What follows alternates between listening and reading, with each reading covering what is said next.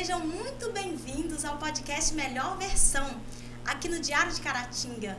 E hoje nós estamos recebendo aqui no nosso estúdio um convidado muito especial. Ele vai nos falar sobre um assunto muito importante, que é assim, necessário, né, para a gente obter mais conhecimento sobre isso, que é sobre a saúde mental. Estamos recebendo hoje no nosso estúdio o doutor Felipe Carvalho. Seja muito bem-vindo, doutor Felipe. Obrigado, Raquel. Tudo bem? Aos que estão nos assistindo também em casa, que vocês possam absorver, né, o conhecimento, entender um pouco melhor sobre saúde mental. E gratidão ao Diário de Caratinga pelo convite. Foi um prazer receber o senhor aqui.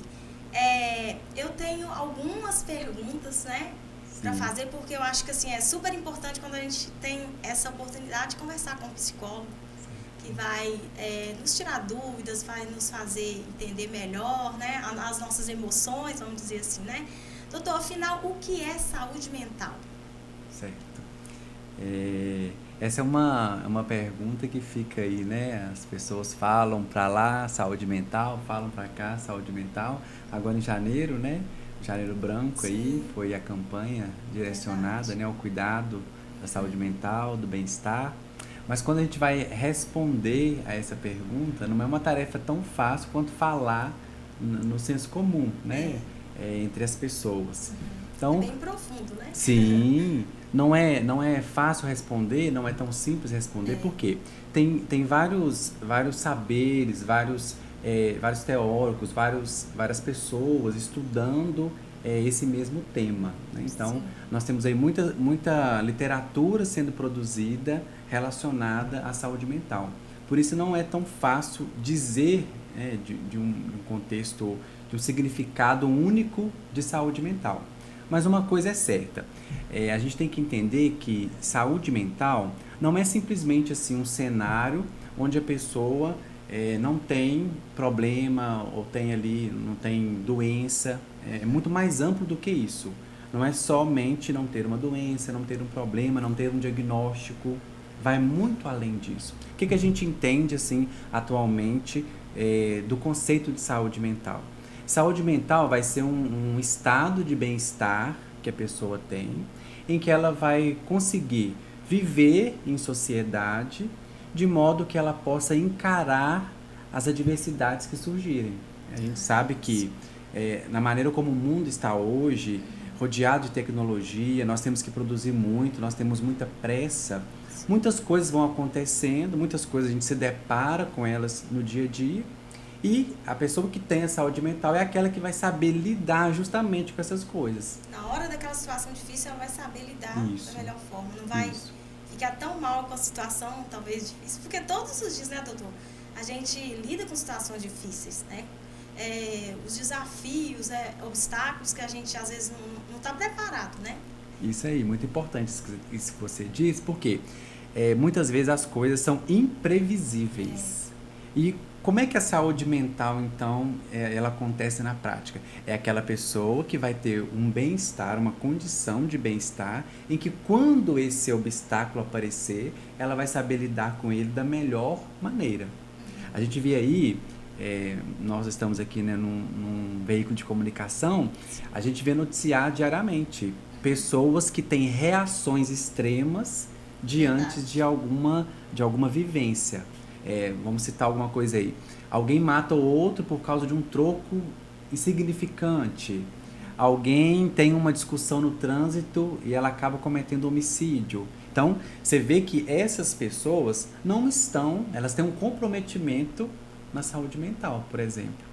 Alguém que passasse por essa situação de outra forma, de uma maneira que pudesse ter uma resolutividade mais assertiva, ela não teria tanto comprometimento aí na saúde mental, por exemplo, citando somente um exemplo, né? Sim.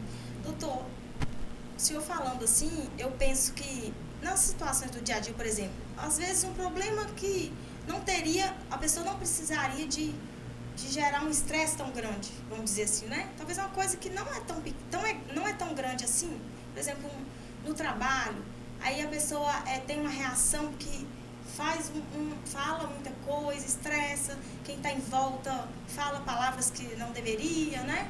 E aí afeta quem está em volta, talvez por não estar bem emocionalmente, não estar com saúde mental um dia, talvez, né? Possivelmente, Seria né? isso, né? E aí soma-se, né, a dificuldade, por exemplo, de gerir as emoções, né? As emoções, elas acontecem a todo tempo, diante de várias coisas que a gente vai vivenciando. A questão é, numa situação dessa como você trouxe, a pessoa tem a dificuldade de gerir as emoções e ela tem ali um comportamento exacerbado, que talvez naquela situação, se ela tivesse ali bem, vamos colocar assim, se ela tivesse nesse estado de bem-estar, ela poderia lidar com aquilo de uma outra forma. Muitas pessoas ainda têm receio, né, doutor, de procurar o psicólogo, buscar tratamento, né? Tem muitas pessoas que sentem, às vezes, que está passando por um momento difícil, né, que não está se sentindo tão legal, mas ele vai adiando esse momento. Pelo fato, às vezes, de se sentir desconfortável, pensar que o psicólogo vai passar um medicamento, ele pensar, não quero tomar medicamento. Tem esse pensamento, né? Tem muitas pessoas que pensam dessa forma. É aquela famosa frase, não quero ficar viciado em remédios, né? Sim. Muito importante isso que você trouxe, porque às vezes as pessoas deixam de alcançar uma qualidade de vida por essas questões culturais, né? Então, assim, dentro da sua pergunta, vamos separar. Nós temos aí o trabalho do psicólogo e o trabalho do psiquiatra. São dois saberes distintos, mas que são muito importantes andarem juntos. Eles se complementam, né? São duas ciências diferentes, mas que se complementam, né? Então, o psiquiatra, ele vai ajudar a pessoa que está com algum tipo de sofrimento, que está com alguma dificuldade, que está com algum diagnóstico, alguma patologia. O psiquiatra vai ajudar essa pessoa com o apoio do medicamento, né, para equilibrar ali a química do cérebro daquela pessoa. Então, a ajuda do psiquiatra é nesse sentido. E o psicólogo, outra ciência diferente, ele vem para o quê? Ajudar a pessoa a se conectar com as experiências dela.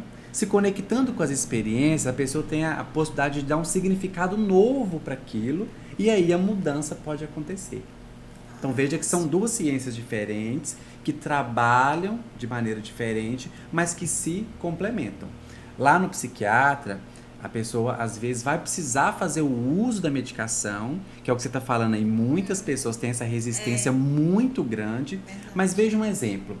Se eu recebo no meu consultório, enquanto psicólogo, alguém que está vivenciando uma situação em que ela não dorme direito, em que ela demora para dormir, ou que ela dorme e acorda várias vezes à noite, que ela não tem uma qualidade no sono.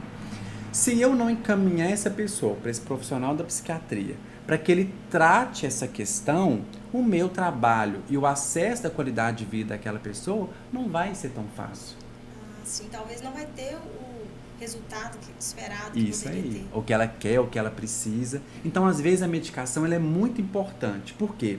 Ela vai ajudar aquela pessoa a sair daquele estado, né? É como se ela ganhasse uma força naquilo ali, para que ela continue se tratando e aconteça aí a evolução, supere aquele obstáculo. Depois, não quer dizer que ela vai precisar continuar usando a medicação. Sim. Então ela vai talvez ter que usar essa medicação por um tempo, até ela conseguir uma resistência através da terapia, do tratamento com o psicólogo. Isso. Aí ela vai conseguir uma resistência nas emoções para parar com o medicamento. Ela vai ao psiquiatra, por exemplo, ela é medicada e ela também pode ir juntamente ao psicólogo. Seria ideal que pudesse ser trabalhado dessa maneira, psicólogo e psiquiatra. Com o uso da medicação, essa pessoa pode progredir, ela pode evoluir naquele quadro que está disfuncional. E aí ela continua, por exemplo, com o psicólogo para tratar as questões das experiências, de ressignificar. Tendo uma melhora, por exemplo, no sono que eu citei o exemplo, ela não necessariamente vai ter que tomar remédio relacionado ao sono para o resto da vida.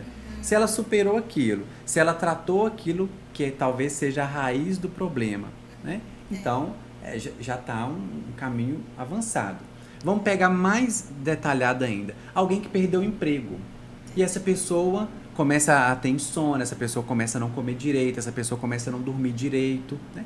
Como é que alguém nesse estado não vai fazer o uso da medicação para que ela possa melhorar esse aspecto? Talvez aí procurar a ajuda do psicólogo para que quando ela tem um novo emprego, por exemplo, ela esteja bem para trabalhar.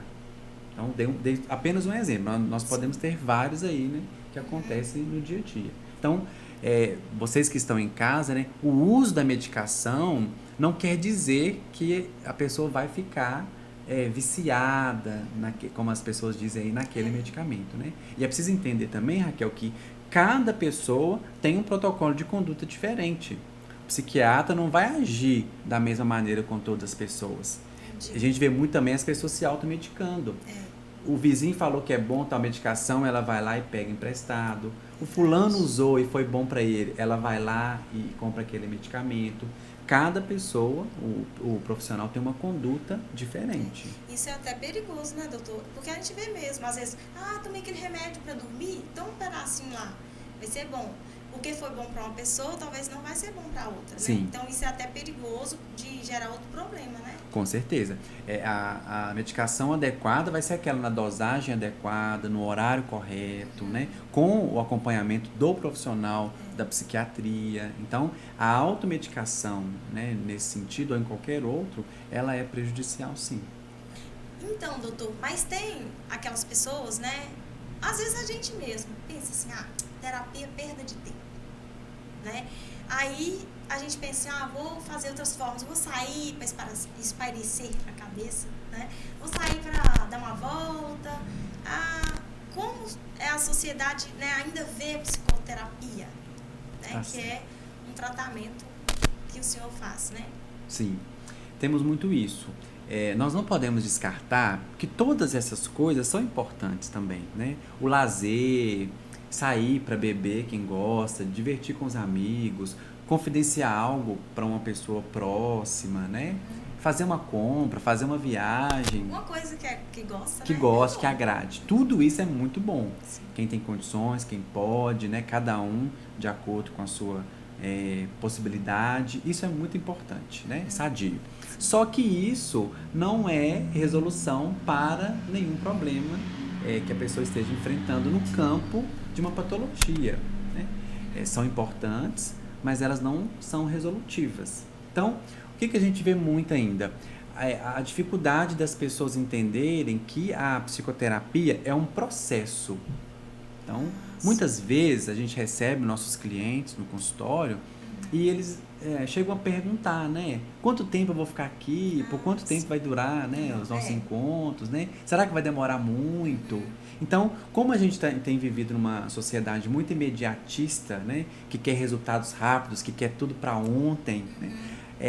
As pessoas ainda têm essa questão. Elas querem ir ao psicólogo às vezes, mas elas querem resultados rápidos. E se tratando de psicoterapia, como em muitas outras especialidades, nem sempre nós vamos conseguir resultados rápidos. Às vezes nós temos lá a primeira sessão com o nosso cliente, ela dura em torno aí de 50 minutos, né? O prazo que a pessoa tem ali na primeira sessão é muito pouco para ela falar, às vezes, de todas as angústias, de tudo aquilo que ela gostaria, né? É o primeiro passo, já é importante, ótimo, mas é preciso dar continuidade nesse processo, né? Eu vejo também que as pessoas não entendem ainda a psicoterapia como um tratamento. Ainda está muito enraizado na nossa sociedade a psicoterapia como um artigo de luxo, sabe? Isso não é para mim não, eu não tenho condição de pagar aí, eu não sei como é que mexe com isso não, né? A gente vê muito isso ainda. Verdade, às vezes a gente ouve alguém falar, não vai trabalhar, que isso resolve. Vai lavar uma trouxa de roupa que você vai ver, vai lavar vasilha, né? Você precisa de psicólogo porque você não tem problema, se você tivesse problema de verdade, você não falava isso. Às vezes a gente ouve, né? Isso mesmo, né? O senso comum, as pessoas, né? Então, psicoterapia não é artigo de luxo, é um tipo de tratamento, né? E a terceira coisa que eu vejo as pessoas ainda desconhecem de fato o trabalho dos psicólogos, por exemplo. Você não vê aí, nós temos no Instagram, muitas pessoas, perfis de profissionais divulgando muita coisa, mas ainda não parecem divulgações que estão acessíveis à maior parte da população, né? Às vezes as falas que nós temos lá, às vezes o conteúdo que é postado, não é às vezes tão acessível para as pessoas compreenderem o trabalho do psicólogo. É verdade. Então eu vejo isso um desafio muito grande. Tem aí a tecnologia, está a nosso favor, está a nosso serviço, mas eu vejo ainda o desconhecimento na prática do que realmente o psicólogo faz. Então, esses fatores todos que eu disse contribuem talvez para esse entendimento que você perguntou. Né? Esses fatores são super importantes que o senhor acabou de explicar. Né? Porque realmente, às vezes, por não entender esse trabalho que é tão importante, né, da psicoterapia, às vezes a gente, né, vamos falar, a gente acaba deixando, não conhece o trabalho, é o que você disse, não desconhece a importância, né? E sobre esse imediatismo, realmente, é como uma pessoa que quer ir na academia, né, vai um mês, não vi resultado, vou sair, vou continuar. Né? Então, é mais ou menos, só fazendo uma comparação assim bem, mas realmente, às vezes a gente acha que não está tendo resultado, né? E acha que deve parar. Muitas vezes eu já vi casos de pessoas que vai e faz o tratamento com o psicólogo, aí ele acha que já está bem, ele por conta própria já para de ir. Então, aí já não vai ter o resultado, ele vai regredir, né, se ele não continuar. Sim. Com os meus clientes, por exemplo, a questão da alta, né, ou de aumentar o tempo dos nossos encontros, né, é sempre discutido entre eu e o meu cliente. E isso é muito importante, né? Muitas vezes, como você disse, a pessoa abandona, né, a psicoterapia, ela se dá alta, né? Ela pensa que melhorei um pouco, eu já não preciso mais, por isso eu reforço, é um processo, né? Muitas vezes a pessoa vai uma vez, né?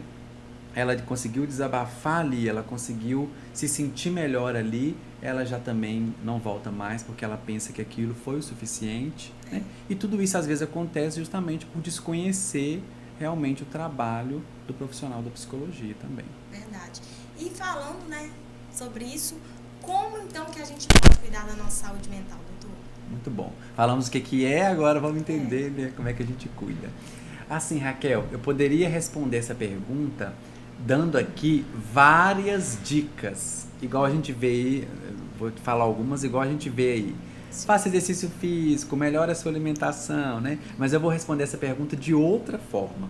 Eu até trouxe aqui alguns pontos que eu quero falar melhor sobre eles, né? Então, a gente vê na internet, no YouTube, enfim, qualquer, né, lugar que tem aí na rede social, dicas de como cuidar da saúde mental, né? E eu vou falar aqui por um viés diferente. Por quê?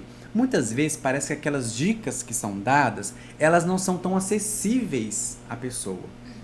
Ou às vezes ela não se alinha à rotina, à forma de vida da pessoa, né? Então uma coisa que eu tenho isso é eu falando, uma crítica que eu tenho, né? Eu recebo muitos clientes, né, que vão ao médico, alguma especialidade médica. E o médico fala, né, dentro da abordagem dele, da conduta dele, olha, você tem que fazer isso, você tem que fazer aquilo, você tem que fazer aquilo. Aí elas correm lá pro meu consultório, daí quando elas sentam na poltrona, aí elas começam. Mas o médico mandou eu fazer isso, o médico mandou eu fazer aquilo, eu não gosto disso, eu não gosto de fazer isso. Exemplo, tem que fazer caminhada, tem que fazer hidroginástica. E a pessoa vai falar, Felipe, eu odeio fazer caminhada, eu odeio fazer academia, eu odeio fazer hidroginástica. E aí a gente chega num ponto que, enquanto a pessoa não encontra algo que tenha significado para ela, dificilmente ela vai fazer. Ela pode fazer e se frustrar, e aí vai naquele círculo. Faço, frustro, paro. Faço, frustro, paro. Né? Então, a pessoa tem que encontrar algo que faça sentido para ela, para que ela consiga alcançar a mudança. Né? Então, os pontos que eu trouxe aqui é o seguinte. Quando você perguntou assim, como é que a gente faz para cuidar da nossa saúde mental? Aí eu vou falar pro pessoal assim, olha, a gente sente culpa por descansar. A gente pensa que nós sempre devemos estar produzindo, nós sempre devemos estar em movimento. Vamos pegar, por exemplo, a dona de casa. Ela acorda, faz almoço, faz café, lava a roupa de todo mundo, ela passa a roupa de todo mundo, ela limpa a casa, lava o banheiro, enfim. Quando ela senta para descansar, ela se sente culpada. Eu devia estar produzindo, eu devia estar fazendo isso, eu devia estar organizando o material escolar do meu filho, eu devia estar fazendo aquilo para meu marido, nossa, eu devia estar fazendo isso para minha mãe. Então a pessoa sente mal-estar por simplesmente sentar no sofá, ver uma televisão, ela acha que está desperdiçando tempo. Então, quando a gente sente culpa por descansar, eu não estou cuidando da minha saúde mental. Descanso é benéfico. A gente precisa descansar também. Nós precisamos recarregar nossas forças para continuar um novo dia, uma nova semana, né? Para caminhar. Porque depois de cuidar de todos, né? Tem que cuidar da gente mesmo. Sim. Eu costumo dizer assim, né? Para as pessoas que são cuidadoras, né? De famílias, cuidam de pessoas doentes, né? Quem é que cuida de quem cuida? Essas pessoas às vezes se veem sem formas de cuidar de si. Elas têm que estar sempre ali atentas a tudo, cuidando de todo mundo, né? E até isso já é uma questão, uma dificuldade que a pessoa pode tratar. Aquela pessoa que não consegue se ver sem cuidar de todo mundo. Tem algo errado aí. Pois é, e às vezes a gente não acha que é de se preocupar quando alguém só cuida dos outros e não cuida de si mesmo, né? Às vezes a gente sabe que ela preocupa com todo mundo, né? Cuida de todos. A gente fica mais preocupado quando a pessoa não cuida de ninguém, não tem nenhum compromisso com nada, a gente fica mais preocupado, né? Essa é a tendência, a nossa forma errada de entender as coisas, né? Isso mesmo, e aquele que está cuidando, a gente pensa, tá tudo bem, né? Cuidando de todo mundo. Mas imagina o nível de sofrimento de alguém que ela carrega nas costas, uma família inteira, né? Tem que cuidar de alguém que está doente, cuida da sua família, cuida do trabalho, faz isso, faz aquilo, né? E a gente às vezes não abre os olhos para isso, né? É verdade, isso é um ponto muito importante. E quando se deve procurar a ajuda de um psicólogo, né? Quais os sinais, por exemplo, que o senhor acha assim, que deve ser alerta, a gente ficar alerta para procurar um psicólogo? Tá. Eu costumo dizer assim, ao menor sinal de qualquer desconforto que você sinta, já é o momento de você acender a lanterna, né, a luz vermelha, para procurar ajuda. Então vamos lá. Não estou conseguindo manter um relacionamento, ou não estou conseguindo manter vários relacionamentos, não estou conseguindo dormir, não estou conseguindo me alimentar direito, não estou conseguindo me concentrar no trabalho, não tenho tido aí muita ansiedade, muita crise de ansiedade, como as pessoas, né, falam, né, no popular aí. Então, qualquer sinal de desconforto é o momento de acender essa lanterna e procurar ajuda, né? E, diferentemente, né, do que as pessoas vêm fazendo, quanto mais a gente protela, ou seja, quanto mais a gente demora para entender que esse sinal pode acarretar algo pior, quando a gente chega a buscar por ajuda, muitas pessoas pensam, acho que não tem mais solução. Nossa, no meu caso não deve ter jeito mais, porque olha para você ver como é que eu tô, né? Então, ao menor sinal de desconforto, já é o momento de acender essa lanterna para buscar ajuda. Isso é muito sério, né, doutor? Porque assim, a gente às vezes já vê uma pessoa, por exemplo, que às vezes aconteceu um problema lá no trabalho, aí deu aquela crise de choro, às vezes deu aquela dor no peito. Isso aí já é um sinal grave. Sim, né? sim. Assim. Se a pessoa, em determinados momentos, as emoções delas ali se descontrolam, ela não consegue gerir, opa, tem algo que não está indo bem aí. Eu preciso procurar um profissional para me ajudar, né? E é nesse ponto aí que muitas vezes as pessoas acontece, elas pensam, elas dizem que vão e para.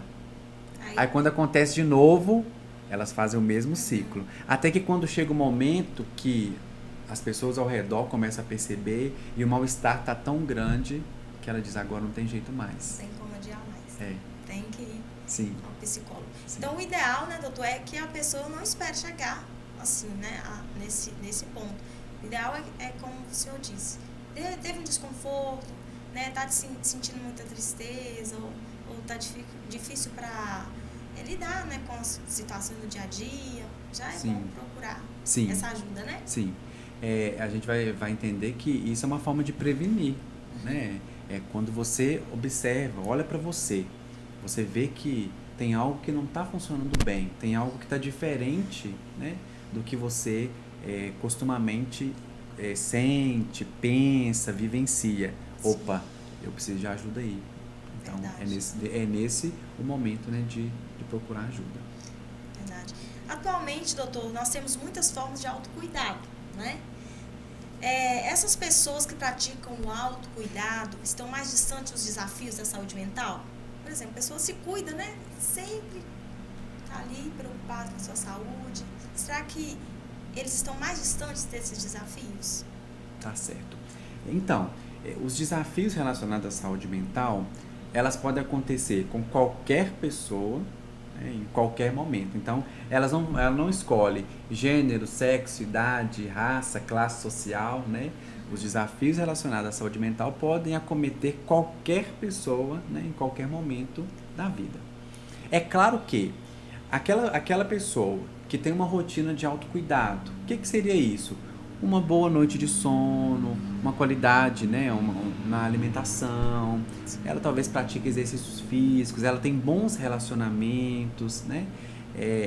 Ela se preocupa em falar de si, ela se preocupa em falar das suas emoções, dos seus sentimentos, ela entende os seus limites, ela não se sobrecarrega, ela sabe até onde ela pode ir, né? Ela cultiva bons hábitos. As pessoas que praticam, né, que têm uma vida, uma rotina nesse sentido, é claro que elas têm uma capacidade de olhar para si muito maior do que às vezes alguém que não pratica esse autocuidado. Ou às vezes o outro até olha para si, mas falta alguma motivação, falta algo, né, que faz com que ele tenha essa prática de autocuidado. Não quer dizer que quem tem esses hábitos, que quem pratica uma rotina assim, nunca vai ser acometido por um problema de saúde mental. Não.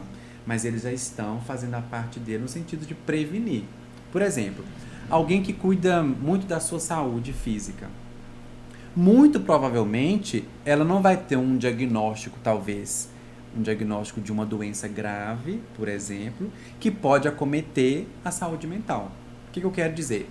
Alguém que faz exames regulares, por exemplo, né? E ela não se depara, por exemplo, olha, você tem uma doença cardíaca muito grave. Né? Uma pessoa que recebe um diagnóstico, isso vai mexer com o emocional dela. Isso pode descontrolar o emocional dessa pessoa, né? Então, alguém que já conhece, por exemplo, o seu estado de saúde física, dificilmente ela vai ser surpreendida com isso. Então, a gente faz o link aí.